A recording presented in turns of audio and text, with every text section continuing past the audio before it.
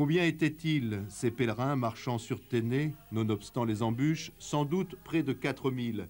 La marche avait été, il est vrai, bien préparée, de longue date, à travers toute la Calédonie, où des groupes de prière s'étaient spontanément créés, des groupes pluriethniques, une mosaïque de races, marchant dans la paix du Christ, pour l'année mariale, tout un symbole d'union et de fraternité. Il y avait une sérieuse interrogation quant au devenir du pays. Donc un groupe de chrétiens ont pris la décision de dire au moins à la communauté catholique, il ne faut pas laisser la peur nous paralyser et nous tenir loin les uns des autres.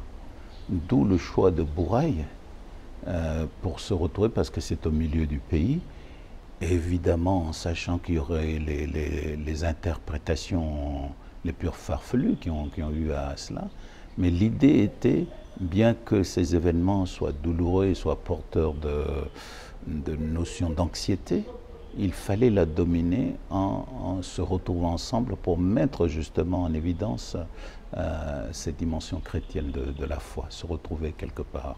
C'était la réponse de l'Église catholique aux événements, ne pas avoir peur, continuer de se rencontrer. Ça s'est appelé pour la communauté catholique Marche pour Notre-Dame.